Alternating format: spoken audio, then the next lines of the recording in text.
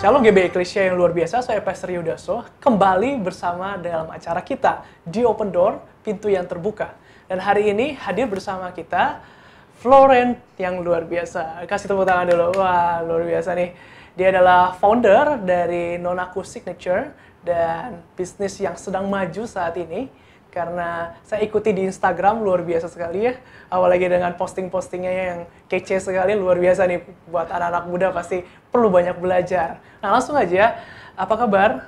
Luar biasa. Luar biasa, everything fine? Yes. Iya. Gimana nih, sebelum pandemi, setelah pandemi, dan sekarang terjadi ini gimana ya? Apa yang dirasakan khususnya di dunia bisnis? Oke. Jadi mungkin aku ngerasa ya firman Tuhan yang tetap naik dan tidak turun. Jadi kepala dan bukan ekor itu sangat digenapi sekali di dalam aku. Wow. Walaupun 1000 rebah di sebelah kanan, di sebelah kiri, mungkin banyak bisnis yang berjatuhan. Tapi puji Tuhan aku lihat Nonaku semakin meningkat. Bahkan di tengah pandemik ini kita buka 1 store lagi di Bekasi. Yes, Wow. itu Tuhan Yesus luar biasa. Dan memang nggak memungkiri di awal pandemik ya Yud ya, itu memang ada penurunan. Nah di saat penurunan itu balik lagi sih, kita ngerasa ini adalah saat corona adalah the real jiwa entrepreneurs kita tuh diuji sangat luar biasa. Dan iman kita sangat diuji skala luar biasa. Jadi di saat di awal ada penurunan, kita langsung sama-sama tetap mempertahankan iman, aku dan partnerku Felis, kita tetap berdoa sama-sama. Terus Tuhan memberikan ide-ide yang luar biasa.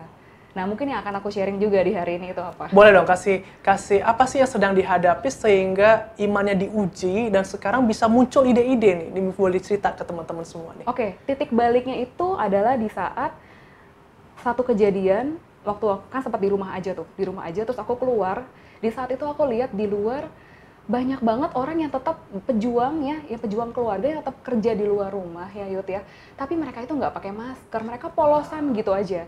Dan di saat kayak gitu Tuhan di dalam hatiku kayak bicara gitu loh, kamu itu jangan lihat maksudnya apa yang harus kamu lakukan terus gitu, tapi di saat ini titiknya menurut aku ya rumusnya ya, lihat ke atas, lihat kepada Tuhan, terus lihat ke bawah siapa orang yang kita harus tolong, dan juga lihat juga ke dalam diri kita apa yang kita punya.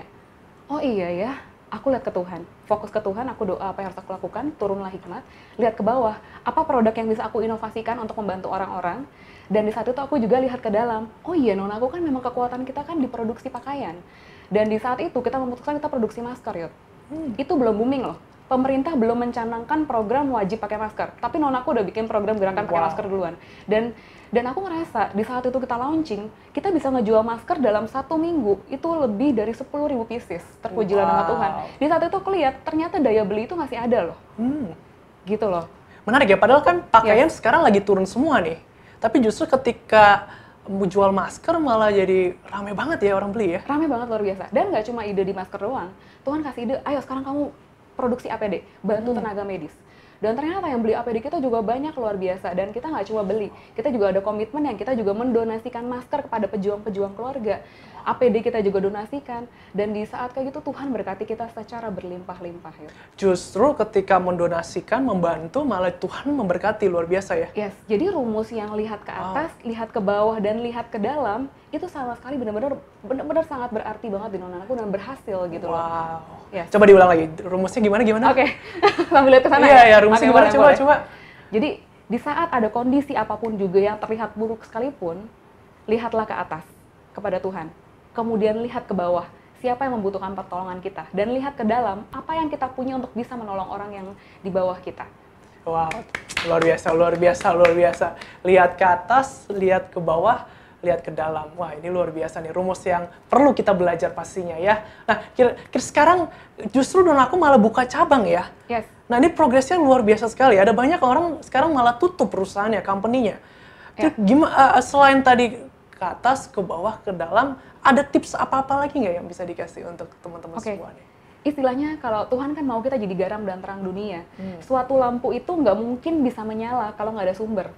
Jadi kita itu sebagai owner dan founder selalu nempel sama Tuhan. Jadi memang kalau kita analisa ya Yud ya, jadi nggak semua APD, nggak semua masker itu penjualan selalu tinggi. Ada titik di mana itu turun loh. Karena istilahnya donatur uangnya juga udah habis. Semua rumah sakit juga udah habis. Dan di saat titik tertentu Tuhan bilang, oke, offline store galakin lagi. Dan ternyata menjelang lebaran kemarin, semua offline store kita diserbu secara luar biasa. Wow. Iya, betul. Jadi perhatikan dengan baik, nggak selalu naik, ada turunnya juga. Justru ketika turun itu Tuhan kasih jalan untuk offline. Nah mungkin buat teman-teman yang nggak ngerti offline tuh gimana sih teknisnya, caranya gimana sih? Oke, kalau offline itu lebih ke arah toko mungkin ya gampangnya ya, kayak butik gitu loh.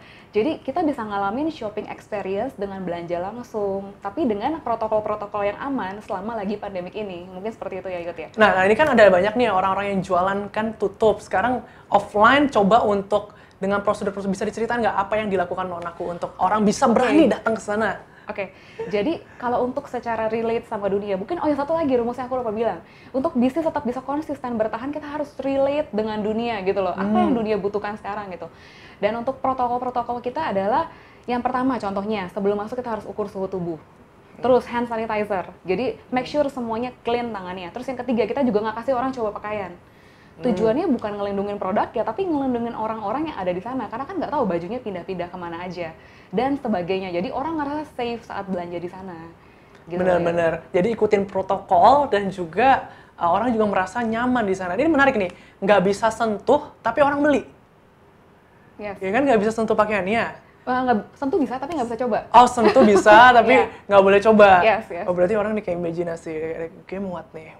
Kita tempelin di badan. Alright, that's good. Ngaca gitu. Keren banget. Nah, sekarang nih kan Nonaku lagi naik tadi sampai buka cabang di Bekasi dan sebagainya.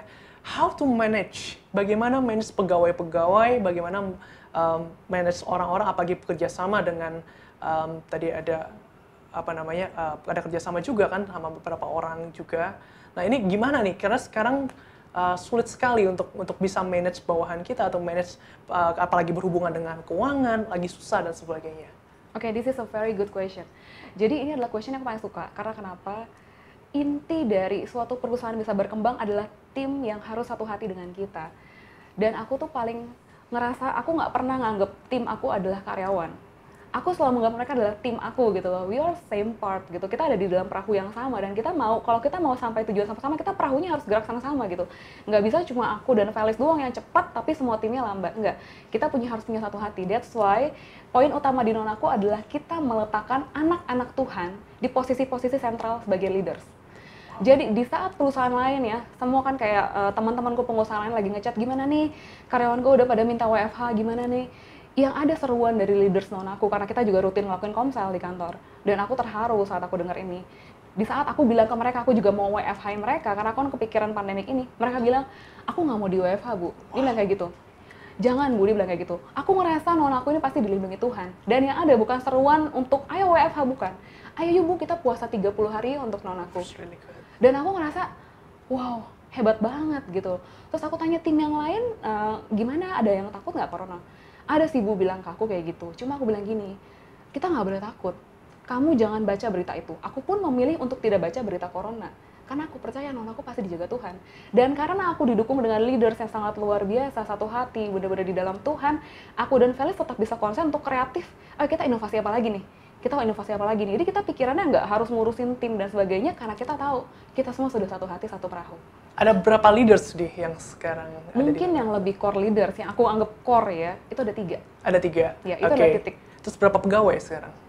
Hampir 30 sekarang. 30 pegawai. Yes. Dan semuanya mendukung untuk nggak WFH ya, justru malah inovasi terus, bikin sesuatu yang baru terus.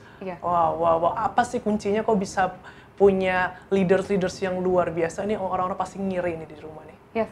Jadi leaders yang luar biasa lahir dari juga sebagai kita dari founder, kita harus mentransfer itu semua sih.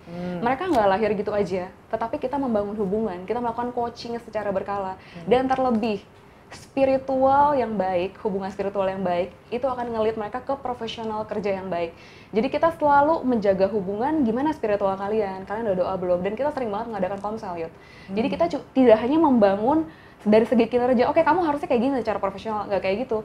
Tapi kita yang ngebangun, kamu harus sama Tuhan, kamu begini dong. Di saat dia semakin bertumbuh imannya di dalam Tuhan, dia menjadi pribadi yang semakin hebat. Wow. Itu yang selalu tangkap kayak gitu sih. Jadi ketika spiritualnya dilatih, maka profesionalnya akan mengikuti ya. Ini luar biasa. Dan ini luar biasa. Jadi di masa ini kan komsel biasanya semua online dan sebagainya, tapi ini tetap jalan ya. Oke, kalau komsel kita sementara ini kita nggak rutin seperti biasa, tapi kita tetap ada. Dan untuk pemantauan rohani kita biasa lakukan lewat grup. gitu. Oke, mungkin jadi pertanyaan buat teman-teman pemirsa di rumah, apakah kita lebih concern profesional atau concern kepada rohaninya? Ini jadi jawaban yang menarik nih. Nah, tapi kan ngalamin masalah-masalah dong. Pasti ada masalah dong. Masalah apa nih? Masalah-masalah pribadi, masalah-masalah di pekerjaan, atau masalah-masalah yang dihadapi non-aku itu kok bisa ya? Oke, aku selalu punya prinsip kayak gini dan aku selalu transfer ini semua leaderku dan mereka harus melakukan ini jadi kebudayaan di non-aku. Kalau ada masalah, jangan cari siapa yang salah, tapi cari apa solusinya. Dan kalau ada orang yang perilakunya jelek, jangan benci orangnya, tapi benci dosanya. Oke, ulang ini bagus sekali, ini bagus sekali. Oke, kalau seandainya misalkan ada masalah, jangan cari siapa yang salah, tapi cari apa solusinya. Kalau cari siapa yang salah, kita nggak akan pernah bisa ketemu jalan keluar untuk bisa breakthrough ke depannya jadi lebih baik. Dan kalau ada orang yang karakternya buruk, tim yang karakternya buruk, jangan benci orangnya, tapi benci dosanya. Ubah perilakunya, doakan orang itu pasti jadi tim yang lebih baik lagi. Saya ngerasa kayak ada motivator besar di depan saya. Oh, amin. Kayak kata-kata quote-nya tuh kayak, wow, it's inspirasi banget tuh. Nah, oke. Nah, ini kan ada banyak orang bertanya-tanya, tapi saya udah sekarang jobless, saya udah nggak punya pekerjaan. Saya lagi susah sekarang. Mungkin kayak kalau ngelihat non aku kayak, wow, it's big dream gitu, kayak mimpi yang besar.